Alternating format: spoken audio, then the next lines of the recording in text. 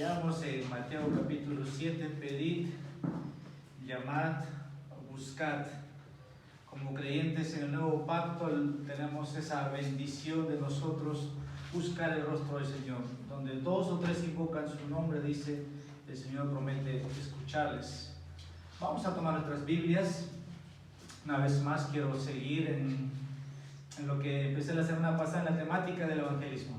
El día sábado pasado tuve el gozo de poder estar con 2 hermanos ese día aquí en la Plaza Secuavi, y tenemos este fin de mes, el último sábado, domingo, salir con la iglesia. Así que voy a seguir en esta temática de cómo compartir nuestra fe o aprender de nuestro maestro, que es el ejemplo de cómo testificar o ganar almas. Entonces, Juan capítulo 4, hoy día voy a tratar la segunda parte. Hablamos de 12 principios, hoy día voy a terminar con los 8 principios restantes. Espero que la iglesia pueda al menos asimilar de manera práctica, de manera rápida.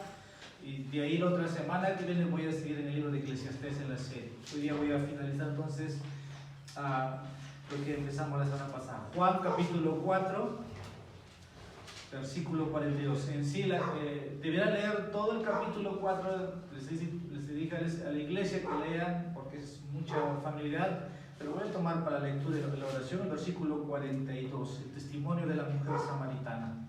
Dice la palabra del Señor: y decían a la mujer, ya no creemos por lo que tú has dicho, porque nosotros mismos le hemos oído y sabemos que este es en verdad el Salvador del mundo. Quiero que me acompañen en oración. Padre nuestro que estás en los cielos, bendito seas, oh Dios. Gracias por extender, Señor, misericordia, bondad, amor hacia nosotros. Desde que hemos nacido, Señor, dice tu palabra, que hemos sido primeramente concebidos en pecado y, Señor, hemos llevado una vida por años alejados de tu presencia, porque el pecado, Señor, ha hecho una separación, hay una brecha, dice, que hace que entre tú, Dios, que eres santo, justo, oh Padre, puedas apartar de nosotros que somos infieles, injustos. Pero en tu amor, dice tu palabra también, que enviaste a tu Hijo y por medio de tu Hijo hiciste la paz y nos reconciliaste con Él, para que todo aquel que cree en Él, dice, no se pierda, sino más tenga vida eterna. Y el que cree, oh Dios, su vida es contada, dice, tú le das vida nueva. Padre, te pido en esta noche que puedas seguir instruyéndonos, habla a tu iglesia y queremos aprender de nuestro maestro, el ganador de almas por excelencia, que sigamos sus pisadas, que imitemos su vida y sobre todo, Señor, que esta iglesia también cada vez pueda tener, Señor, más participación en sus vidas privadas, pero también en la vida como iglesia, Señor, ser una iglesia, Padre, que testifica de tu Hijo. Alabamos, Señor, por los que están aquí. Oramos, Padre, por los que están viendo nosotros y que puedan, Señor, esta noche también conocerte, así como la mujer samaritana un día, Señor, te conoció. Bendito seas, Padre. En Jesús oramos esto. Amén. Entonces voy a seguir con la temática que voy a titular Aprendiendo a evangelizar como Jesús. Esta es la segunda parte. Aprendiendo a evangelizar como Jesús. La semana pasada vimos la primera parte. Hice los 12 principios hasta donde el tiempo me restó. Hoy día mi desafío es 8 principios. Al final tomar 7 características de Jesús. Se cuenta de un médico misionero cristiano que estaba, dice, en la China, y este hombre que de profesión era médico, un día sanó a un granjero chino de la catarata, hizo una cirugía o una operación, como se dice. Entonces este granjero estaba muy feliz por lo que había recibido, ¿no? Este hombre misionero estaba por su fe allá, pero usaba su profesión para poder ganar otros. Hoy día, tal vez en lugares donde el evangelio es difícil proclamar, digo esto porque muchas veces las fronteras están cerradas para el evangelio, sea la India, sea la China o sea el Oriente, es muy complicado. Si uno ve las agencias misioneras, creo que nos puede dar esa información. Hay muchas iglesias enviando misioneros, pastores con sus familias, y muchas veces son regresados, a veces están ahí, están poco tiempo, son arrestados por su fe, pero quiero con esta ilustración comparar ahora. Se dice que este hombre, nuestro hermano cristiano misionero, usó su profesión. Así que cada uno de nosotros tiene una profesión, tiene un oficio que puede usar para alcanzar a otros. Se dice también que este granjero al final, como había recobrado la vista, había contado a los vecinos chinos. Estoy hablando de, bueno, uso chino porque era un chino, ¿no? Entonces había comentado que un hombre le había dado la vista. Entonces este hombre empezó a contar, y se dice que toda esa comarca, esa región, empezó a enterarse de que un hombre podía dar vista a los ciegos. Y había muchos ciegos ahí también en busca de este hombre para que puedan ser atendidos. Bueno, eso es lo que tenemos aquí. Se dice que la mujer samaritana, primeramente Jesús tiene que ir a Samaria, tiene que pasar por Samaria. Entonces, dentro del propósito de Dios estaba esta mujer de Samaria. La semana pasada vimos cómo Jesús interactúa con él uno con uno. Jesús hace preguntas y la mujer le responde, pero al final el resultado de esto, vemos el versículo 42. Esta mujer de samaritana cuenta a los samaritanos lo que Jesús le ha dicho de su vida. Y muchos empiezan a decir, este no será el Mesías. Pero el versículo 42 hace una afirmación. Le dice, mujer samaritana, no solamente creemos por lo que tú nos has dicho, sino que nosotros mismos le hemos oído y sabemos que este es en verdad el Salvador del mundo. Mis hermanos, Dios se ha placido en usar vasos de honra como ustedes para que nosotros vayamos a otros y les hablemos del Salvador del mundo. Cuando usted ve un pastor, un misionero en la calle predicando, bueno, está imitando lo que su maestro hace. Cuando una iglesia está abierta y hay un pastor, un ministro llamándoles a las almas que se arrepienten, están proclamando al Salvador del mundo para que vengan a Él. Si nosotros imitamos, esta mujer no sabe mucho de doctrina, no sabe mucho de teología, tal vez ni siquiera hay una iglesia plantado en Samaria, pero hay una gente que ha creído lo que Jesús hizo con ella. La bendición que tenemos entonces nosotros de llegar a otros es eso. Versículo 40 y 41 dice, de modo que cuando los samaritanos vinieron a él, a Jesús, le rogaban que se quedara con ellos y se quedó allí 2 días. Y muchos más creyeron por su palabra. Sabemos que Jesús tenía que pasar por ahí, los discípulos van a comprar alimentos, pero Jesús va a hacer algo más que eso. Su voluntad, dice el versículo 34, mi comida es hacer la voluntad del que me envió y llevar a cabo su obra. Muchas veces, a veces, lo espiritual va a ser antes que lo físico. Y también lo que tal vez cuando uno va a salir a evangelizar, va a ver aquí, versículo 36, dice, el segador recibe el salario y recoge su fruto. A veces lo que cuando uno comparte su fe, de repente alguien cree, pero probablemente ya otros han predicado a esa persona.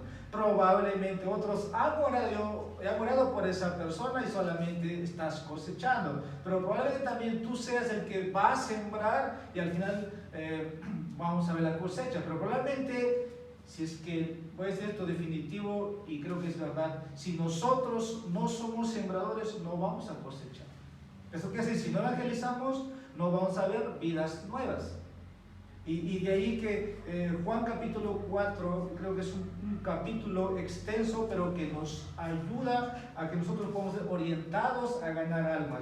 La semana pasada vimos que el encuentro de Jesús con esta mujer de Samaritana en el pozo nos enseñaba a cómo testificar sobre Jesucristo, y traté 12 principios, y hoy día voy a seguir, pues hoy día voy a terminar con otros 8 principios acerca de Jesucristo, quien es el punto central de todo lo que nosotros decimos, de todo lo que vamos a hablar. Así que el tema principal debe ser Jesucristo. Como dije, ese día que usted comparte su fe, se olvida de la política, se olvida del deporte, se olvida de todo lo que pueda desviar de la persona de Jesucristo. Entonces, quiero empezar con el principio número 13. Confrontar directamente con la persona de Cristo y sus afirmaciones. Repito, confrontar directamente con la persona de Cristo y sus afirmaciones. Hay un tema principal que toda persona debe considerar. ¿Y quién es? O de quién hablamos? Es Jesús. En Mateo capítulo 16, justo hoy día estaba en el plan de lectura en este capítulo, quiero que ustedes puedan buscar y vamos a encontrar que Jesús hace dos preguntas y esa pregunta debería responder cada persona de la humanidad. Cuando alguien comparta su fe, usted haga esto. Dice en Mateo capítulo 16, versículo 15. Jesús está tratando primeramente con los discípulos, con la multitud, pero en el versículo 15 dice, y Él les dijo, ¿y vosotros quién decís que soy yo? Si usted hace una pregunta a su papá, a su mamá, a su vecino o a la persona que te le cae, para ti, amigo, ¿quién soy yo? ¿O quién es Jesús para ti? Porque en el versículo 13 Jesús dice, cuando llegó Jesús a la región de Cesarea de Filipo, preguntó a sus discípulos diciendo, ¿quién dicen los hombres que es el Hijo del Hombre? Preguntando, ¿qué piensa la multitud de mí? Dice Jesús. Pero ahora Jesús directamente les pregunta a los discípulos. Si tú sabes la respuesta del versículo 14 de lo que la gente piensa, dice, unos Juan el Bautista, otros Elías, pero otros Jeremías, uno de los profetas. Probablemente la pregunta es abierta para las personas. Si te pregunta quién es Jesús para ti, amigo, vamos a encontrar muchas respuestas. Tal vez un buen hombre, un buen profeta, y por ahí alguien que sabe la Biblia, pues el Mesías de los judíos, o simplemente es el Hijo de Dios, y probablemente por ahí va a cierta revelación, porque el Padre va a revelar a Pedro, versículo 16 y 17. Respondiendo Simón, Pedro dijo, tú eres el Cristo, el Hijo del Dios viviente. Bueno, esto Jesús va a decir, tú tienes esa confesión no porque vino de ti, sino que mi Padre te lo ha revelado. Ahí también tenemos, vamos a decir, evangelismo. Una vez que cuando Dios abre los ojos de las personas, esa persona llega a afirmar que Él es verdaderamente el Hijo de Dios. Él es mi esperanza, Él es quien tomó mi lugar, yo me aferro a Él. Entonces, otra forma de poder confirmar. Entonces, cuando estoy queriendo decirles, confrontar directamente con la persona de Cristo, es poder, hermanos, presentar esta pregunta. Si Jesús afirmó ser quien ser, el hombre debe creer ese mensaje. Porque las personas pueden excusarse. Para vez pueden decir, yo no necesito de Jesús. Muy bien, para ti Jesús sí funciona, para ti Jesús es un ejemplo. Pueden pasar por alto a Jesús, pero si Jesús está afirmando, si Él dice, yo creo en Jesús, entonces mi amigo, yo te pido con todo mi corazón, con todo mi ser, tú tienes que creer lo que dice ser quien es Él, porque de nada sirve que tú crees, porque los demonios, dice la Biblia, creen y tiemblan, pero no le obedecen. Entonces, cuando hacemos esta afirmación, esta confrontación directa, como que ya estamos en la segunda parte de nuestro evangelismo. Hay una parte de transición donde nos saludamos, donde nos introducimos, pero en algún momento ya estamos confrontando y Jesús dice de Él, volviendo a nuestro texto, Juan capítulo 4, versículos 13 y 14. Respondió Jesús, Él dijo, todo el que beba de esta agua volverá a tener sed. Versículo 14, pero el que beba del agua que yo le daré no tendrá sed jamás, sino que el agua que yo le daré se convertirá en él en una fuente de agua que brota para vida eterna. Jesús está afirmando, está diciéndole a esta mujer, tú vas a volver a tener sed. Pero si me recibes, que yo soy el agua de vida que puede darte vida eterna, nunca más tendrás sed. Y vamos a decir que el hombre vive constantemente en busca, vamos a decir, de cosas que lo llenan. Puede ser la soltera, empieza a pensar que el esposo la persona que se va a casar va a llenar su vida. Y una vez que estén casados, pensar que los hijos van a llenar la vida. O simplemente empezar a adquirir bienes, patrimonios, eso le va a satisfacer. Jesús dice a estas personas, le dice a la mujer samaritana, mujer, vas a volver a tener sed. Pero si tú Si tú, dice el versículo 14, pero si tú bebes del agua. Y Jesús dijo, yo soy el agua de vida y yo puedo calmar tu sed, tus preocupaciones, tus ansiedades, todo lo que estás buscando, yo lo puedo llenar. Yo puedo ser para ti todo. Yo puedo ser, como dice el número 7, el esposo perfecto para ti. Hay un momento donde confrontamos a la persona y decimos, si tú crees, entonces tienes que creer tal como Él se revela, como que ese es el clímax de nuestro mensaje, de nuestro evangelio que llevamos a cada persona. Porque el versículo 26 le dice, versículo 26, Jesús le dijo una vez más, yo soy el que habla contigo. Cuando hablamos con las personas, a veces usamos la Biblia o versículos memorizados, ¿verdad? Entonces, Jesús, o Dios que es Jesús, está diciendo, yo soy el que está hablando contigo.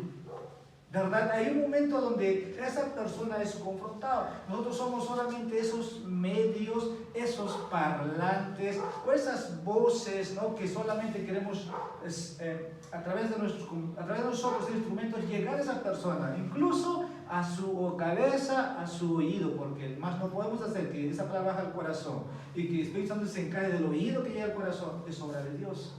Pero allí, momentos donde somos confrontamos, y Jesús dice, yo soy el que habla contigo. Yo creo que esta mujer estaba lleno de asombro.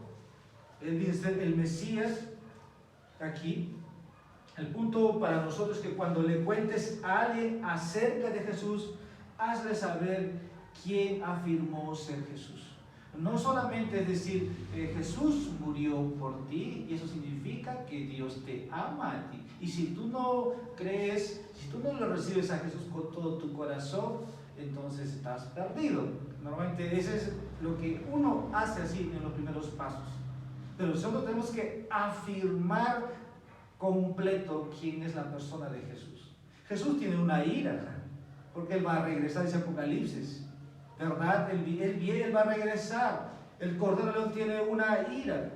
Hablamos de su justicia. Él viene a traer juicio. Entonces el Evangelio de Juan nos afirma mucho de quién es Jesús. En el capítulo 5, versículos 17 al 47, tal vez para sus notas, es un texto muy común que siempre también utilizamos en evangelismo, es lo que está en 1 Corintios capítulo 15, versículos 1 al 9, que si Jesús no ha resucitado, vana es nuestra fe.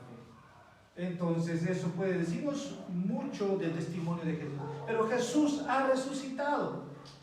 Y nosotros sabemos que cuando nosotros, por ejemplo, somos bautizados, entendemos que también cuando nosotros somos sumergidos en el agua, estamos siendo sepultados para una nueva naturaleza, para una nueva vida que testificaría también la muerte y la resurrección de Cristo. Pero si la persona trata de ir por otros caminos, usted tráelo de regreso. Porque siempre va a haber excusas, siempre va a haber argumentos. Entonces nuestro trabajo es decir quién es Jesús, es todo el testimonio de él. Principio número 14.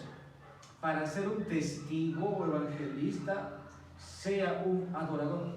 Versículos 23 y 24. Sigo en el capítulo 4, así que no voy a salirme de ahí. Jesús le dice a esta mujer que el Padre busca verdaderos adoradores, pero ustedes, los samaritanos, están adorando lo que no saben, lo que no conocen.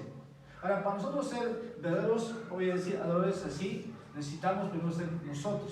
O sea, tenemos que primero creer el mensaje que estamos diciendo, pero al mismo tiempo tenemos que ser adoradores. Porque es imposible, ¿no? Alguien que no ha nacido, o alguien que no adora en espíritu y en verdad, alguien que no es obediente, pueda a otros llevarles el mismo mensaje.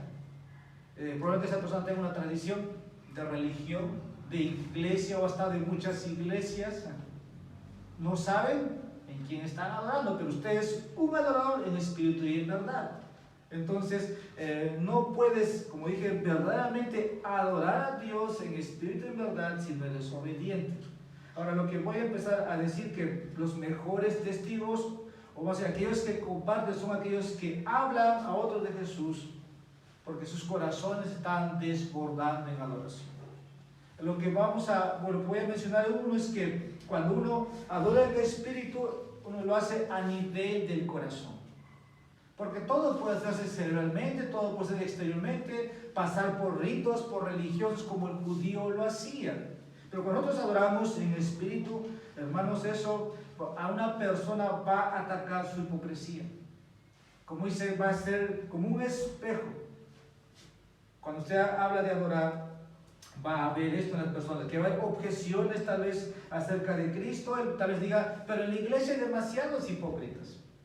Pero si usted es un verdadero adorador, usted también va a decir, en el mundo también hay bastantes hipócritas, no solamente en la iglesia.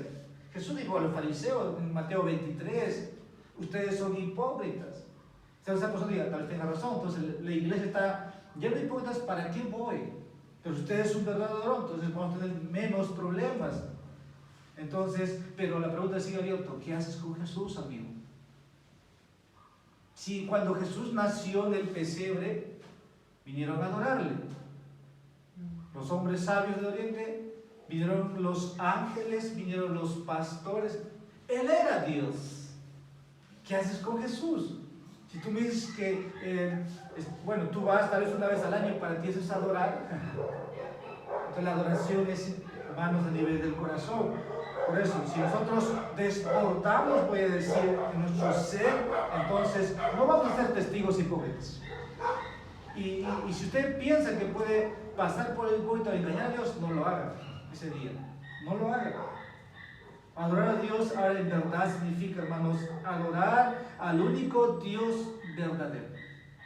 Espíritu, ya hemos dicho, ahora, adorar en verdad significa, hermanos, adorar al único Dios verdadero, tal como se ha revelado en su palabra y a través de Jesucristo, que es la palabra viva.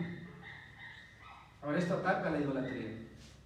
Vivimos con trasfondos, pues decir, generacionales. Aquí en Perú, ¿cuántas vírgenes, vamos a decir, la tradición católica ha creado o inventado? No lo sé, muchos. Siempre cuando hay un pueblo hay una virgen. Siempre hay un señor tal. Eso es, bueno, nos trajeron los españoles la religión, sí nos trajeron. Pero hay tradiciones, voy a decir, a veces que se extienden más allá. Pero hermanos, cuando nosotros decimos que adoramos en verdad, con esto se ataca a la idolatría.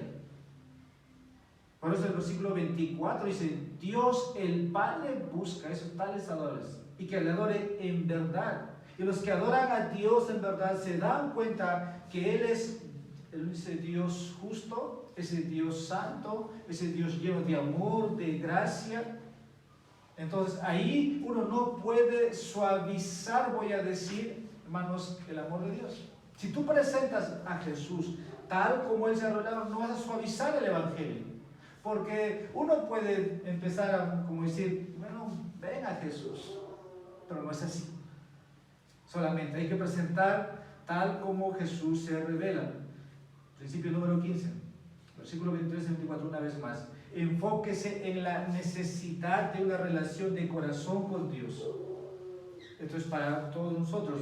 Enfóquese, hermanos, en la necesidad de una relación de corazón con Dios, en oposición a la religión externa. La mujer acaba de mencionar en el versículo 20, dice el versículo 20, nuestros padres adoraron en este monte, era Gerizim, y vosotros decís que en Jerusalén está el lugar donde se debe adorar. Tal vez el debate, hemos dicho la semana pasada, ese trasfondo entre judíos y samaritanos era de muchos siglos. Pero todavía hay un debate si debe ser en este monte, en este lugar. Y eso mostraba una vez más, para esta mujer samaritana, ese lugar es donde debe adorarse. Pero Jesús afirma el problema aquí. Y tal vez ellos habían creado su propio templo, pero su propio templo había sido destruido por los propios judíos. Externamente uno puede venir a una iglesia como esta y pensar que ha adorado a Dios e irse externamente. Y no ha pasado nada. No ha habido desbordamiento, voy a decir, cuando ha adorado, todo es externo, pero cuando das testimonio a otros, hermanos, tú tienes que, no puedes estar inseguro, no sé si es la palabra, primeramente, ¿a quién adoras? Yo adoro a Dios que me ha salvado. Ese Dios es trino y puedes empezar a confesar tu fe, tu conocimiento. Pero unos confunden tal vez los rituales, voy a decir lo que venimos a hacer aquí, yo digo, voy a decir rituales cristianos, pero cuando no tiene una relación de corazón. Y es otro problema. Nuestra relación, lo que semana pasada hablamos, es de hijo a padre. Y cómo intimamos con la Trinidad, más allá de la comunión externa entre hermanos, que debiera ser normal, creciente. Estamos hablando de nuestra adoración al Dios Trino. Recuerden que el apóstol Pablo estuvo ahí como fariseo. Era fariseo, celoso de su religión. Incluso puedes tener un photoshop, por decir, ¿no? O un polo, como pensamos, confeccionar, ¿no? El nombre de nuestra iglesia y todo eso. Pues yo pertenezco a la Iglesia Bautista Reformada Gracia Soberana. Hermanos, todo puede ser externo. Si no estás adorando a Dios de corazón y no tienes un conocimiento de Él como debe ser. Pero Pablo tuvo, así como era un religioso, un fariseo, tuvo un encuentro con el Señor Jesucristo resucitado y su vida cambió. Lo que vimos el día domingo.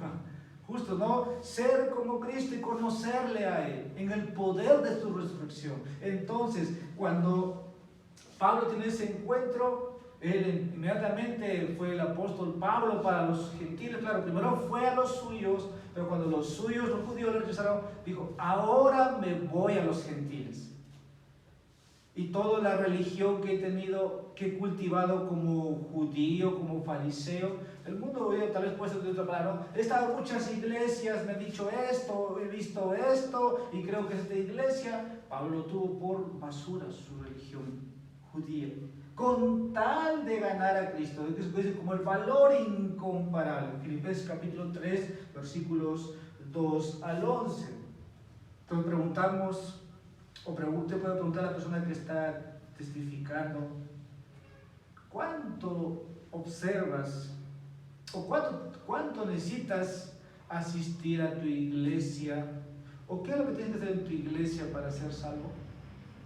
Porque por ahí hay un concepto que la iglesia puede salvarte. Hay un concepto que la iglesia te puede dar el perdón.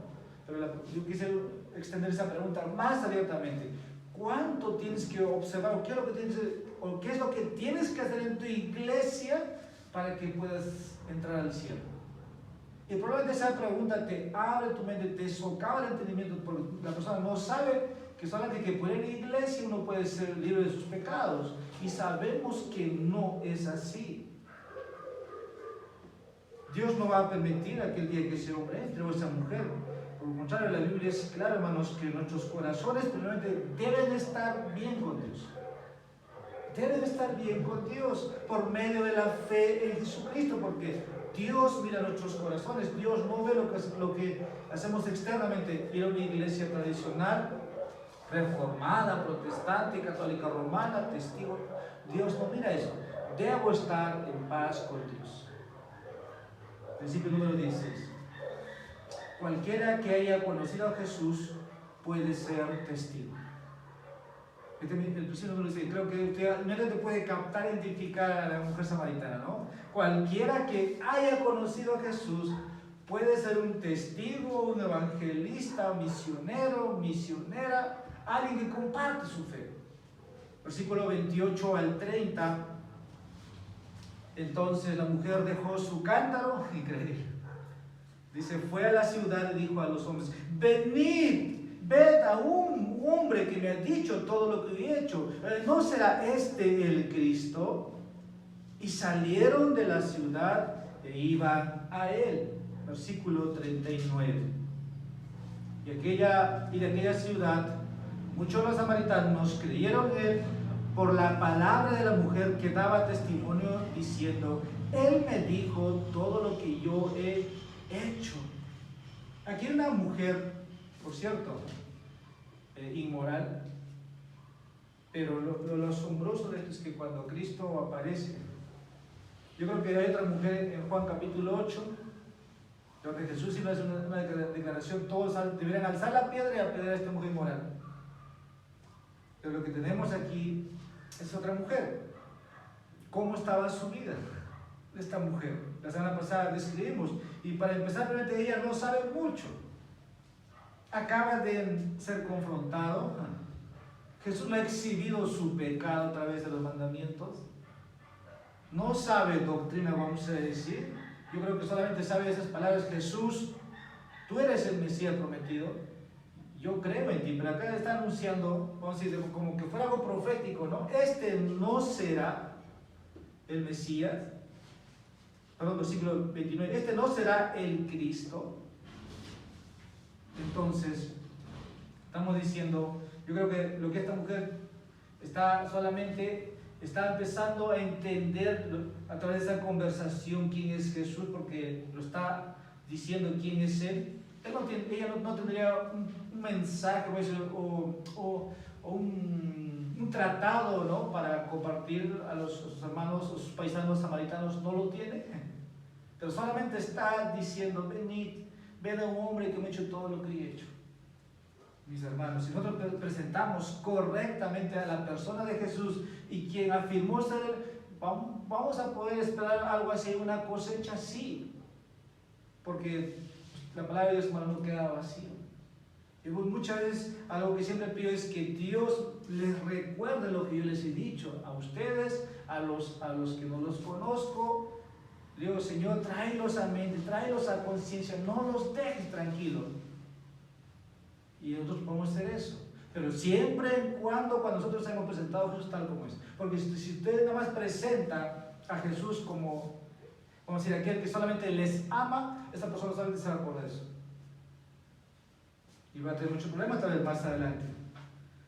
Para su testimonio acerca de lo que Cristo ha hecho para salvar su alma a través de esta mujer estaría progresivamente, pero Dios usó a esta mujer. 2 días Jesús se quedó ahí y hubo muchos resultados.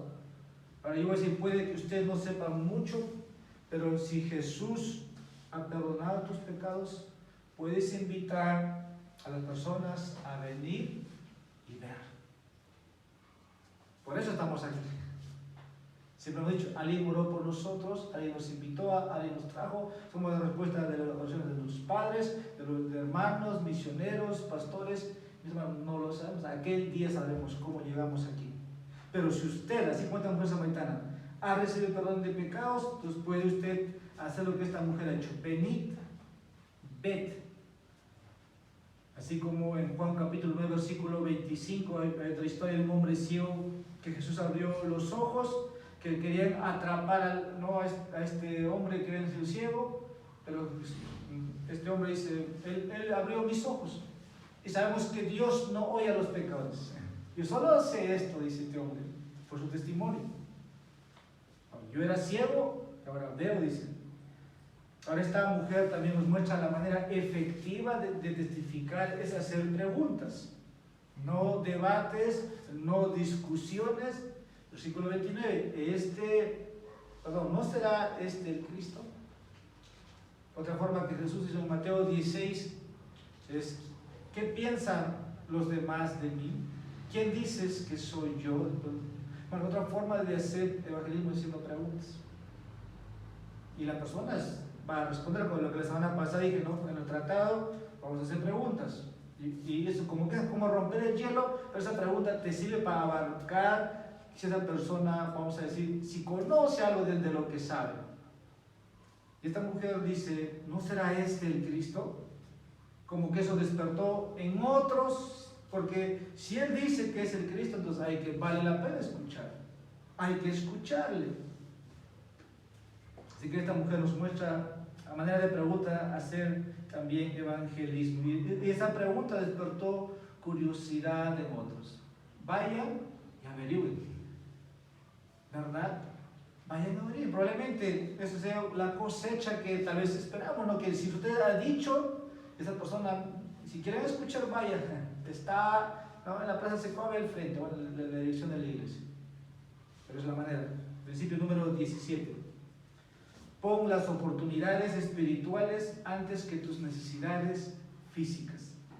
Repito, pon las oportunidades espirituales antes que tus necesidades físicas. Versículo 31 al 34, no lo voy a leer, pero lo que hace esta mujer es dejar lo que estaba haciendo. Vino a sacar agua, a coger agua, y incluso Jesús le dice quién es, y deja lo que está haciendo. Pero lo que encontramos también ahora es de Jesús, Los discípulos, ¿dónde estaban en este momento? Versículo 32.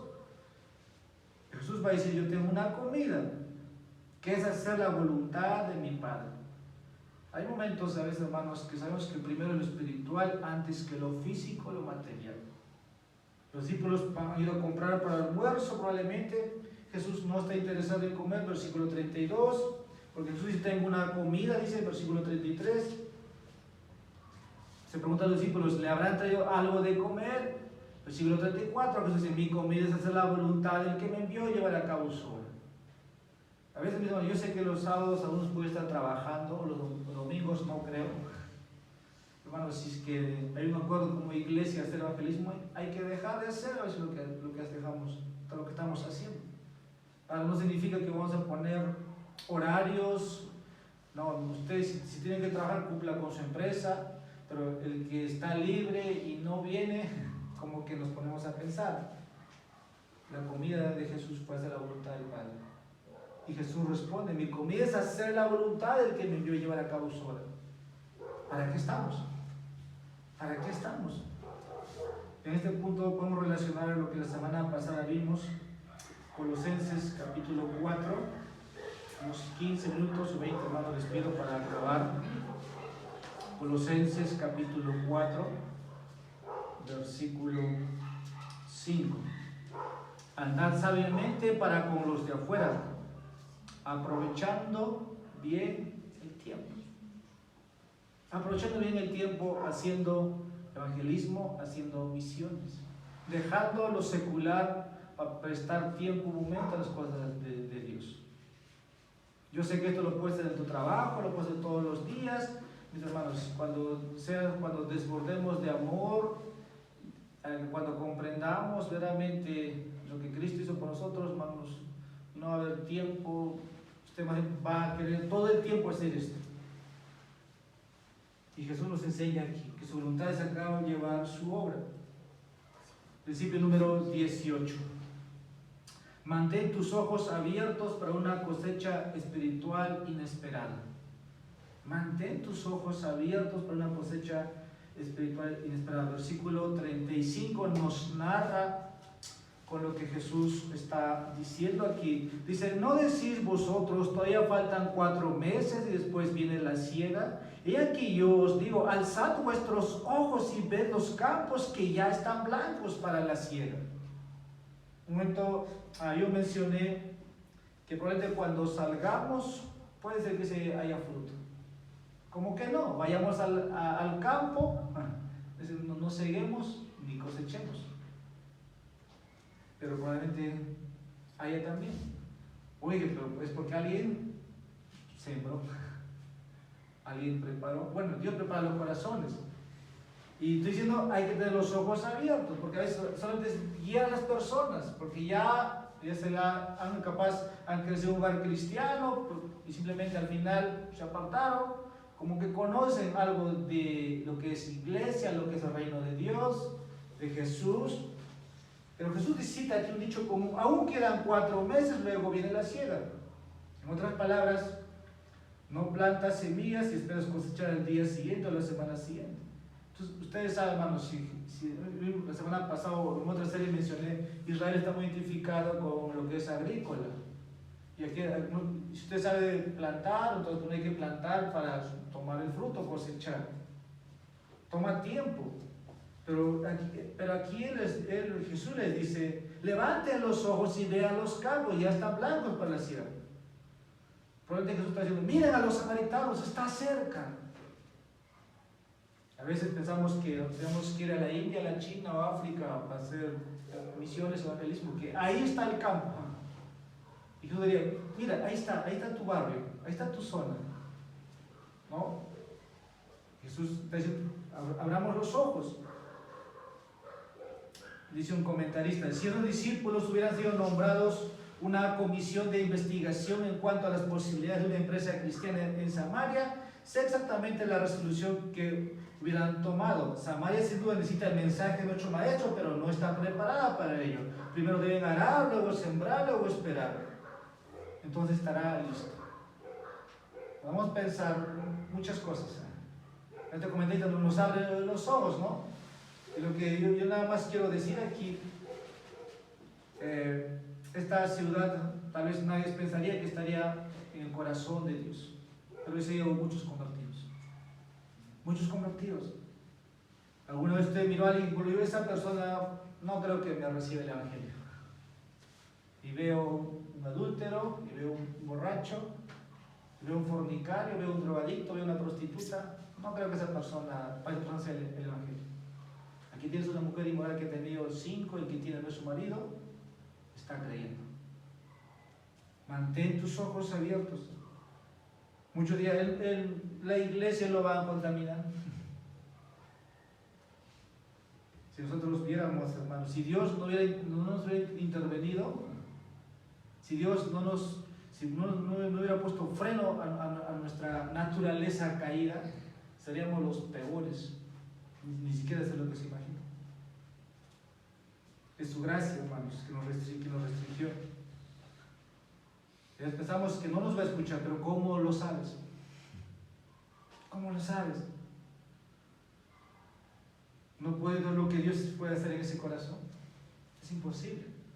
Es Dios quien atrae a puerta a los pecadores y da la cosecha. Y da la cosecha. Solamente necesitamos ser fieles en compartir las buenas nuevas, aun cuando parezca que no es probable que la persona responda. Como mencioné, es la parábola del sembrador. Somos los sembradores. La semilla es la palabra. Pero es Dios que se encarga de dar fruto. Principio número 19. La siembra es necesaria para la siega. Versículo 36 hasta el versículo 38. Ya el segador recibe salario, recoge fruto para vida eterna, para que el que siembra se regocije juntamente con el que siega. Porque en este caso el dicho es verdadero. Uno es el que siembra y el otro es el que siega. Aquí vemos otra vez. Como iglesia esperamos cosechar sin sembrar. Cristo está diciendo aquí, del versículo 36 en adelante, hay que sembrar para cosechar. Ahora, ¿por qué no he estado sembrando ninguna semilla? No lo sé, mis hermanos. Siempre me he hecho preguntas en la vida, pero una vez que creo que estos años, podría decir, tal vez mi fuerte no es como yo diría, ¿no? En ver resultados, no he visto muchos resultados y probablemente tal vez porque tengo que trabajar más, ¿no? Tal vez lo que he visto en lo personal ha sido edificar, exhortar, animar, alentar a otros. Pero conozco otros hermanos también que a veces cuando están predicando y están viniendo los pecadores de Cristo. Y no todos, voy a decir, van a cosechar. Tal vez algunos van a sembrar, pero como aplicación esperamos cosechar sin sembrar. Estás sembrando que sea una semilla. Para comenzar, hermanos, empiece orando por las oportunidades para compartir con otros. Y creo que algo práctico que pasó el día del sábado fue que no teníamos un lapicero. Bueno, yo tenía un lapicero, pero para tomar datos por esas personas. Recuerdo que el hermano Daniel vino y empezó a apuntar nombres de las personas porque solamente invitábamos. Entonces, creo que ahí, probablemente fuera de un lugar que vamos a ir, tomen sus datos, teléfono, ora por ellos, por un tiempo prudente, claro, ¿no? Ya dejar las manos de Dios, usted ha compartido, pero esa es la manera donde uno tiene que sembrar para que llegue la siega. Ahora, muchos no van a conocer a Cristo, pero hay otros que están orando. Yo escucho aquí, por ejemplo, oren por la salvación de mi familia, oren por mis familiares, pero empiece usted orando por ellos. Entonces verá la cosecha, pero hay que sembrar la semilla. No va a haber cosecha si no hay siembra. Principio número 20. Cuando recoges una cosecha, probablemente otros han sembrado antes que tú. Versículo 38. Yo os envié a cegar lo que no habéis trabajado. Escuche lo que dice. Otros han trabajado y vosotros habéis entrado en su labor. Es Dios quien guía, sabemos de manera general, las ovejas a un rebaño. Donde hay un rebaño, debe haber un pastor. Pero cuando nos acercamos a este texto, Cristo dice, yo los he enviado a cegar lo que no habíais trabajado. Aquí tal vez voy a ser breve. Se dice que los estudios han demostrado que se necesita un promedio de 7 a 6 veces que un incrédulo escuche el Evangelio antes de que responda favorablemente. Bueno, son números, son estadísticas. A veces la respuesta no es en la primera. Una persona no viene una vez a la iglesia, a veces viene 1, 2, 3, ¿no? Y por medio de la predicación viene la fe, y por ahí esta persona puede ser. Obviamente no, la persona que le ha compartido no lo ha presentado el Evangelio correctamente. Probablemente uno ha creído una parte de ese mensaje, no todo el mensaje. Pero hay un momento donde por ejemplo esa persona uno va a llegar y simplemente va a cosechar. Pero aún así ya otros han sembrado. Pero eso también muestra, hermanos, la gracia soberana de Dios en la salvación. Mira, usted tiene el trato de Dios con los judíos. Ellos constantemente han sido expuestos a las enseñanzas de Jesús. Sus milagros una y otra vez, pero su mayor parte no respondieron. Puede ser frustrante, puede ser algo desanimador, probablemente ves que tu iglesia no crece y otra iglesia crece. Bueno, mira, con Cristo pasó algo así. Muchos señales, muchos milagros, su gente, y al final hubo pocos creyendo en Él. Pero es la gracia soberana de Dios tomando vidas. Ahora, los samaritanos solo tuvieron 2 días de la enseñanza de Jesús y ningún milagro. Y así respondieron. Yo recuerdo hace más de 12, 15 años, si me falla la memoria, un hermano decía, donde yo estaba, si solamente en esta iglesia el pastor hiciera milagros, este lugar estaría lleno. Y entonces 2 días Jesús estuvo en Samaria, ni un milagro. 2 días enseñó y respondieron, este es el Salvador del mundo. Sabemos, dice que ¿quién es el Salvador del mundo? No solamente porque dijo su paisana, sino porque ellos lo han confirmado, han visto. Nuestro trabajo, hermanos, es sembrar la semilla en la fe y la oración. Repito, nuestro trabajo es sembrar la semilla en la fe y la oración. El trabajo de Dios es usar el Evangelio para traer almas de la muerte a vida. Déjame decirlo de nuevo. El trabajo de Dios es usar el Evangelio de su Hijo para traer almas de la muerte a la vida. Pero tú y yo debemos sembrar, empezar con oración, creyendo que Dios puede salvar. Si a mí, que yo era así, yo me sé, ¿cómo no puede apiadarse de mí? No hay candidatos para el cielo, mis hermanos, solamente es Dios y su gracia. Son principios que tenemos que tener conscientes. Ahora quiero finalizar por lo menos en unos 10 minutos 7 lecciones sobre la persona de Cristo. El encuentro de Jesús con la mujer samaritana del pozo nos enseña mucho sobre el Salvador. Versículo 42, es mi último versículo, una vez más lo leo para ustedes.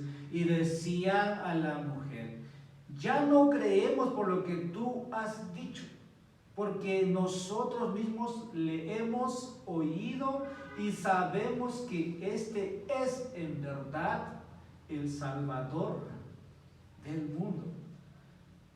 Lo que en este capítulo hemos visto en las lecturas ha sido mucho, tal vez de lo que cómo Jesús abarcó, pero si el versículo 40 dice que Él es el único Salvador del mundo, entonces no hay otro Salvador del mundo, primeramente. No hay quien pueda salvar. Así que, incluso si la política te desvía, la política no va a salvar a la nación. No lo va a hacer. La salvación no es porque los padres son creyentes, entonces yo heredo la fe de mis padres, entonces yo puedo ir al cielo. No te salva una iglesia, no te salva una tradición, no te salvan las obras. El único que puede salvarte es Jesús. Por eso nuestro testimonio debe centrarse en el tal como Jesús es, nada más. Presentemos a las personas de Jesús tal como Él es. No cambiemos, ni le pongamos la tilde, no cambiemos. Jesús no necesita eso. Si su conversación sobre el Evangelio, hermanos, como dije, es se sale, tal vez la persona desvía, regréselo a Jesús. Y para eso quiero mencionar voy a decir 7 lecciones de la persona de Jesús. Primero, Jesucristo es completamente humano. Debe estar claro, esto es nuestro mensaje. Hay que presentar a Jesús como hombre. ¿Por qué tuvo que hacerse hombre? ¿Por qué tuvo que venir a una vientre? Si era Dios, solamente hubiera dicho y hecho.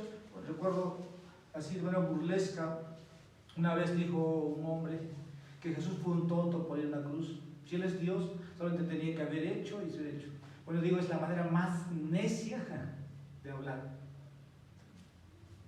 Primero, Jesús es completamente humano. Jesús estaba aquí cansado, hambriento, sediento en su humanidad. Está pidiendo a mujer, dame agua, los primeros versículos, versículo 4 en adelante. Versículo 7, pero dame de beber. Eso hace ver la humanidad de Jesús. En nuestros días, voy a decir, es más probable que las sectas nieguen la deidad de Jesús. Conocemos mormones, testigos, para ellos Jesús no es Dios. Y no ven a un Dios encarnado. Algo contemporáneo, pero si uno analiza la historia, ha habido, hermanos, mucho de esto hablando. Pero en la iglesia primitiva había una herejía llamada docetismo. Se dice que estos enseñaban que Jesús no era realmente humano, solo parecía ser humano. Había otro grupo, los gnósticos, también enseñaron que el cuerpo del hombre es malo y Jesús no pudo haber tenido este cuerpo humano real. O sea, ha habido herejías, se han opuesto a la naturaleza humana de Jesús. Otros dicen que es imposible que un ser divino se mezcle con un cuerpo, con un hombre pecador. O sea, dos naturalezas es imposible. Estamos diciendo que Jesús es completamente humano y nuestro mensaje debe quedar claro. Pero vamos a afirmar, hermanos, esto. Negar la humanidad de Jesús es negar que Él es el Salvador. Ni un hombre puede salvar a otro hombre. Tiene que ser Dios para salvar al hombre. Por eso Dios tuvo que hacerse hombre. Usted puede dar a luz un hijo y su hijo no puede ser salvador del mundo. Un pecado, otro pecado es imposible. Los sacerdotes incluso tenían que sacrificar o presentar un sacrificio por sus pecados para recién presentar los sacrificios por los demás. Para llevar nuestro pecado a la cruz, Jesús tuvo que ser completamente humano. Hemos dicho 100% humano, 100% divino, si queremos hablar en esos lenguajes. Pero Jesús no tuvo ni un pecado. Ahora, la humanidad de Jesús nos asegura también que Él es un sacerdote compasivo, puede comprender nuestras necesidades. El autor de Hebreo mucho habla de eso, y por eso podemos acercarnos a Él y saber que Él nos recibirá y nos ayuda en nuestras debilidades. Segundo, Jesús es completamente Dios. Versículos 17 y 18. ¿Cómo es que Jesús sabe que esta mujer tiene marido y el que tiene no es su marido? Bueno, hay que ser Dios, hay que ser omnisciente. Jesús está descubriendo, pero dice el versículo 18, porque 5 maridos has tenido, el que ahora tiene no es tu marido, y en eso ha dicho la verdad. Jesús sabía todo acerca de esta mujer, primeramente sin que nadie se lo dijera. Y hay momentos también en la Biblia que tenemos registros en que Dios revela a veces a sus profetas, pero en el primer capítulo de Juan vemos que Jesús es omnisciente. Juan capítulo 1, versículos 1 al 3. Jesús es más que un profeta, Él es Dios, Él es creador de todas las cosas. Si Jesús no es completamente Dios, entonces Él no puede salvar los pecados. Hay una cita de un autor desconocido, dice, un salvador que no es exactamente Dios, es un puente roto en el otro extremo. Tiene que ser Dios solamente para salvarnos. Hay otro grupo, los cultistas, se dice que ellos dirán que Jesús nunca afirmó ser Dios. Por ahí algunos usan muchos textos, pensamientos, pero todo es racionalismo. Jesús se presentó, hay muchos textos, no es de todo, pero uno de ellos, yo y el Padre uno somos. Por eso la pregunta es, ¿qué vas a hacer con Jesús si Él afirmó ser eso? Si Él dice ser Dios. Tal vez los testigos niegan el Espíritu Santo. El Espíritu Santo es Dios. ¿Qué van a hacer con Jesús? Tomás ve a Jesús resucitado y dice: Señor mío, Dios mío. María afirma: mi alma se regocija en mí, Salvador. Hay muchas cosas que pueden venir, vamos a decir, en las personas, pero nuestro conocimiento, por eso dije, tiene que ser, hermanos, no solamente básico. Hay todo tipo de personas, educadas, no educadas, pero todos necesitan un Salvador. Todos han quebrantado los mandamientos. Ahora, Jesús no solamente sabía lo de esta mujer, su pasado, pero sabemos por la Biblia, hermanos, que no hay cosa oculta que Dios no pueda revelar los pecados. Y bueno, lo hace con sus corazones. Y Jesús reveló a esta mujer, pero al mismo tiempo también extendió misericordia, gracia. Nadie puede escapar, vamos a decir, de ese ojo omnisciente de Dios. Y la ley hace eso, por lo que vimos la semana pasada. Tercero, Jesús estaba preocupado por las personas a quienes su cultura despreciaba. Como la semana pasada mencioné, tal vez aquí no tengamos tantos problemas raciales. Bueno, judíos también, los propios judíos no se llevaban bien, pero Jesús dejó esos prejuicios culturales y mostró compasión, hermanos, preocupación por esta mujer inmoral. A ver, si usted está creciendo cada día como su Salvador o parecerse, vamos a estar creciendo en amor, en compasión por las personas perdidas. Eso no importa la educación, el color de piel, de dónde es. No hay, hermanos, barreras. Cuarto, Jesús puede dar agua viva y vida eterna, versículo 14. Esta es otra verdad. Yo creo que con nuestro mensaje, bueno, al menos tienes esperanza para las personas, pero hay que presentarlo tal como Jesús se presenta. Para aquellos que testifican de Cristo y a veces nosotros, bueno, hemos cumplido con esa persona, yo siempre animo a la persona: lean Romanos, lean los Evangelios. Mi consejo sigue siendo que lean el Evangelio de Juan sobre todo, que bueno, donde vemos afirmaciones asombrosas de Jesús. Si usted tiene esas Biblias chiquitas del Evangelio de Juan, regálelo, vale la pena, cómpralo por docenas, obsequios. Porque Romanos es una carta más doctrinal, pero el Evangelio hace afirmaciones de que Jesús es Dios. Es una carta universal para toda la audiencia. Jesús sería para otros tal vez menos Dios, pero Jesús es Dios. Él lo afirmó así.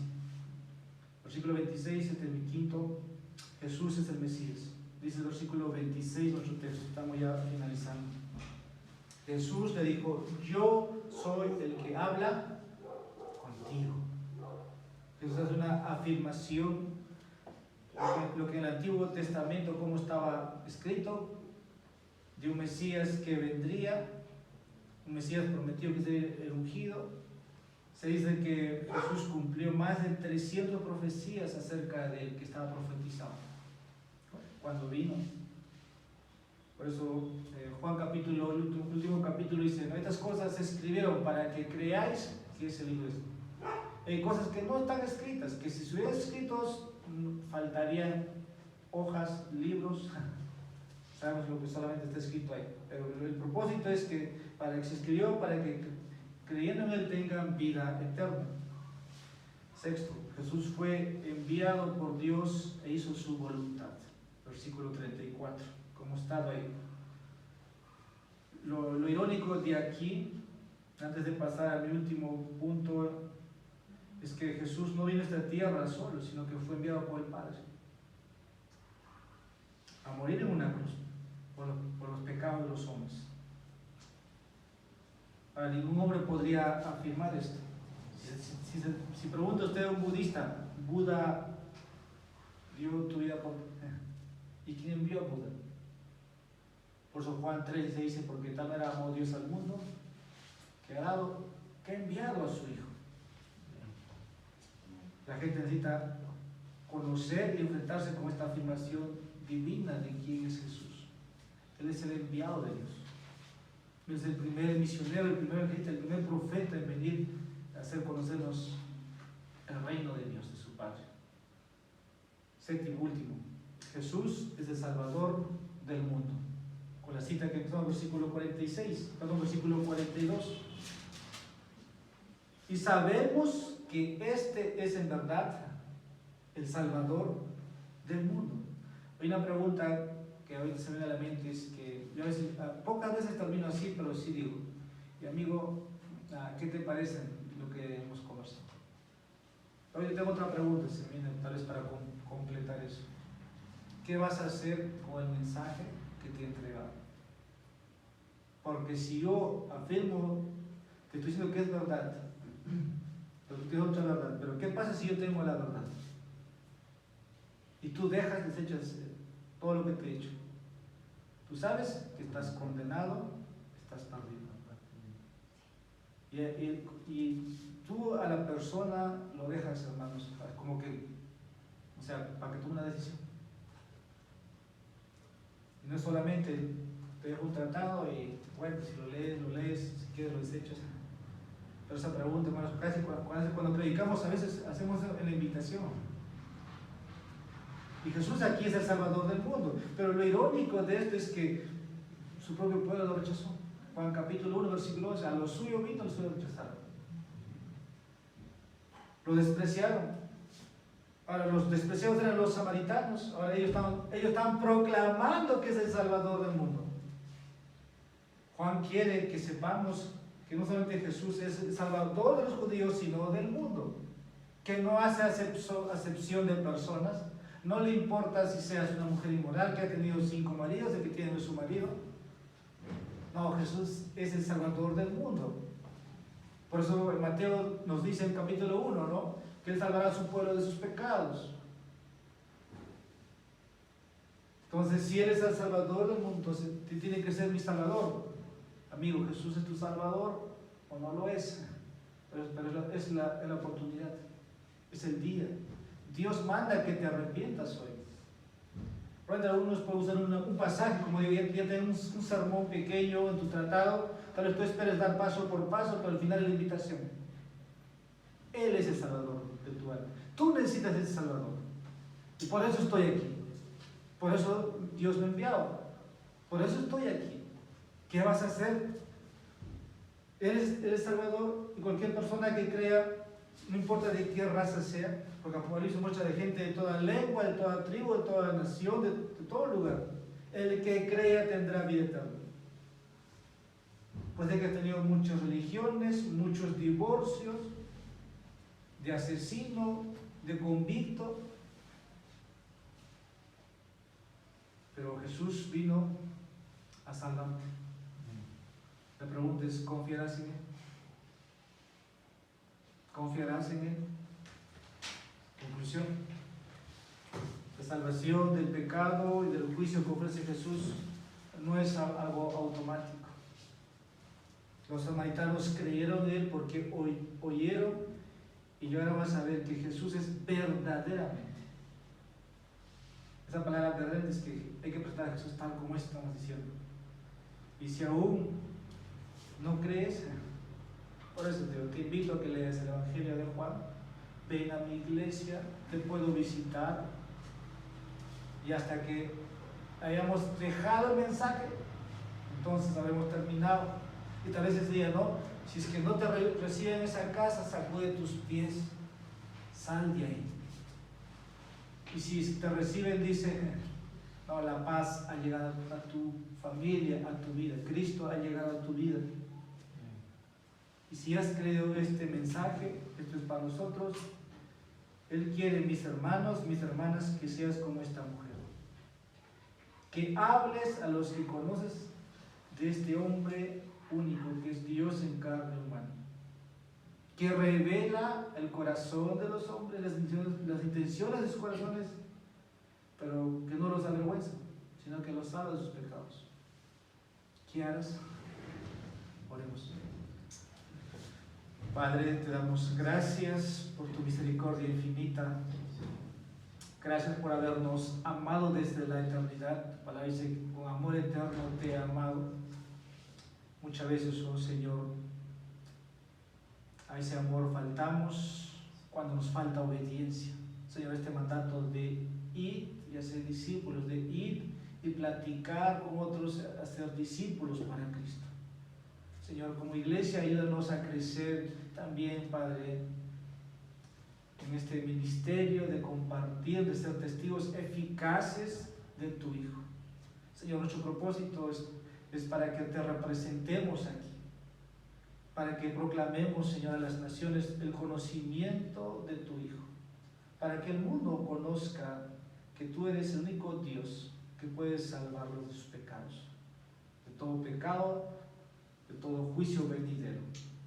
Señor, que este mensaje pueda también hablar a los que son de la fe, a los que han creído, que nos convirtamos como esta mujer, Señor, que dejó inmediatamente su cántaro y fue corriendo a comunicar a los suyos que tú eras el Mesías, que tú eras el Cristo enviado. Señor, no solamente dice esa comarca o los samaritanos creyeron, sino que al final confirmaron la voz de esta mujer. Usa esta iglesia, usa, Señor, aquí hombres y mujeres, de acuerdo, Señor, a sus talentos, dones, habilidades, sus labios. Señor, todo sea puesto para servirte. Bendito seas, oh Dios, en Jesucristo oramos esto. Amén. Dios los bendiga, mis hermanos. Hermano William.